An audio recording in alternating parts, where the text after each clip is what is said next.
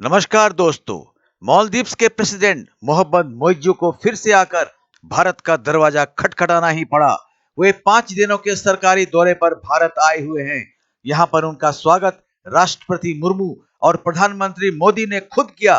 लेकिन मजे की बात यह है कि हमारे प्रधानमंत्री जिस तरह दूसरे देशों के राष्ट्रपति या प्रधानमंत्री से मिलने पर गले मिलते हैं, उस तरह से वे मालदीव्स के राष्ट्रपति से गले नहीं मिले। पिछले दिनों मोइज्जू ने जिस तरह से भारत आउट का नारा अपने देश में दिया था और भारत की सेना जो कि उनके देश में उनकी ही सुरक्षा में उनके ही रिक्वेस्ट पर तैनात थी, उसे आनन फानन में भारत को वापस ले जाने का फरमान जारी कर दिया और हमने भी बिना समय गवाए अपनी सेना को वापस घर भी बुला लिया था। आज उसी राष्ट्रपति मोइज्जू को हमारे घर में फिर से दस्तक देना पड़ रहा है। तो आइए इस मामले में पाकिस्तानी मीडिया का क्या रिएक्शन है, देखते हैं। अंत में होगी अपनी बात। I would like to thank Prime Minister Modi, the government and people of India for the generous assistance.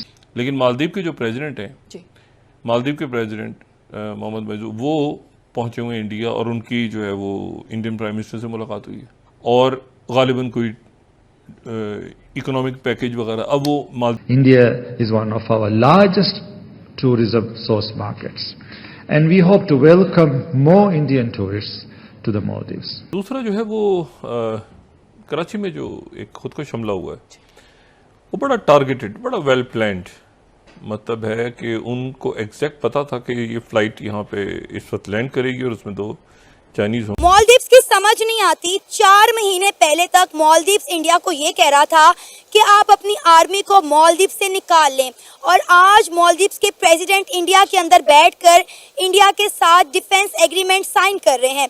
इसी के साथ साथ इंडिया का जो यूपीआई सिस्टम है वो मालदीव्स के अंदर अडॉप्ट किया जा रहा है और सबसे बड़ी बात यह है कि इंडिया ने एक बार फिर से मालदीव्स की माली इमदाद कर दी है। इंडिया ने मालदीव्स को $400 मिलियन दिए हैं जो कि मालदीव्स इंडिया को इंडियन करेंसी में रिटर्न करेगा। इसी के साथ साथ सोशल मीडिया पे ये खबर भी चल रही है कि इंडिया के प्राइम मिनिस्टर नरेंद्र मोदी ने मालदीव्स के प्रेसिडेंट मोइज्जू को जप्फी नहीं डाली, उनको हग नहीं किया। इंडिया के जितने भी नेबरिंग स्टेट हैं, नेपाल है, भूटान है, बांग्लादेश है, श्रीलंका है या मालदीव, वो किसी ना किसी तरह से इंडिया पर ही डिपेंड कर रहे हैं, चाहे वो डिफेंस हो चाहे वो उनकी इकोनॉमी हो। तो ये जो कंट्रीज़ हैं ये इंडिया के बगैर सरवाइव नहीं कर सकते और उनके अलावा इंडिया के अलावा मालदीव के पास और कौन सा ऑप्शन था। पाकिस्तानी लोगों में ये चीज़ बहुत कम है कि दूसरे को सराहें और उनकी जो उन्होंने कोशिश की अपने मुल्क के लिए उसको एक्सेप्ट करें। पाकिस्तान ने कभी भी इंडिया को अपने कैपिटलिज्म में एक्सेप्ट नहीं किया है क्योंकि ये हमारी सबसे बड़ी बेवकूफ़ी है। और हम तो कहते हैं कि इंडिया पाकिस्तान को एक्सेप्ट कर नहीं पा रहा। जब इंडिया को पाकिस्तान को क्यों एक्सेप्ट करेगा? हम तो बेकारी हैं, वो पाकिस्तान की तरह ही अपने आप को बेकारी तो नहीं बनेगा ना। मूवीज़, ड्रामास, आपके चाहे क्रिकेट जो भी हो, गाने हम इंडिया के सुनते हैं, इंडिया वाले हमारे गाने लाइक करते हैं, हम ड्रेसिंग स्टाइल्स दोनों का सेम ही है, रस्म रिवाज सारा सेम ही है। तो then why at the end of the day हम ये कहते हैं कि हिंदू और मुसलमान जो है वो आपस में दोस्त नहीं हो सकते। ये कहना मैं चाहता हूँ कि ये बिल्कुल सरासर गलत है। जिसने भी कहा है, जब तक आप इंडिया के साथ रिलेशन अच्छे नहीं करेंगे आपके मुल्क की इकनॉमी कभी ठीक नहीं होगी। आपका मुल्क भी श्रीलंका है, आपका मुल्क भी मालदीव है, उनकी इकनॉमी तो मैं फिर भी कहता हूँ पाकिस्तान से ऊपर है। अफगानिस्तान की जो करेंसी है वो पाकिस्तान से ऊपर है। तो यही कहूँगा कि अगर ये जो बाकी के कंट्रीज़ हैं ये अगर इंडिया के साथ रिलेशन बना के अपने आप को स्ट्रॉन्ग करने की कोशिश कर रहे हैं तो फिर हमें भी यही करना चाहिए। आप इंडिया से भी एड मांगे ना, आप इंडिया से भी मांगे कि दे दाता सानू कोई दे जा खुदा दा वास्ते, सानू को लैंड कुछ ना, हमारे पास तो कुछ है नहीं है देने के लिए। ना हमारे पास इज्जत है, ना हमारे पास दौलत है, ना वकार है, ना हमारे पास पैसा है। तो इंडिया को हम क्या देंगे? ये चीज़ होती है कि पहले आंखें दिखाते हैं। बांग्लादेश भी अभी ऐसे कर रहा है। 1 साल गुजरेगा, बांग्लादेश भी इंडिया से माफ़ी मांगेगा, दोबारा से उसने इंडिया से ही रुजू करना है। ये सूरत हाल श्रीलंका की थी। श्रीलंका ने जब IMF के साथ डिफरेंट डील्स की, चाइना के साथ की, लेकिन वो कर्जे में डूबता चला गया। उसके बाद उन्होंने इंडिया से बात की तो इंडिया ने उनको कर्जा भी दिया। यही सूरत हाल मालदीव की है। अब वो जो नया एग्रीमेंट हुआ ताड़ साहब, उसमें इंडिया उनको डिफेंस की बिल्डिंग भी बना के दे रहा है, पुलिस की बिल्डिंग भी बना के दे रहा है। भाई ने बोली चंगी लवाई है ताड़ साहब, मेरे हिसाब ना बंदा सियाना है। चीमा साहब उसका स्टेटमेंट उसकी ये है, उसने कहा India out I am in, India out, I am in. Cheema साहब देखें दो चीजें, इससे उससे सबक क्या मिला है? कहते हैं बात करने से पहले 2 दफा सोचनी चाहिए। अब आप घुटनों के बल चल के उनके पास आए हो। हाँ जी। और उसको चीमा साहब, जो मैं आज उसको पढ़ रहा था, एक तो $440 मिलियन का करेंसी स्वैप किया है उसके साथ। दूसरा चीमा साहब उनके साथ उन्होंने ये किया है कि उसको इन्होंने एक क्रेडिट लाइन दी है भारत ने, जिससे वो 700 घर बनाएगा वहां पे।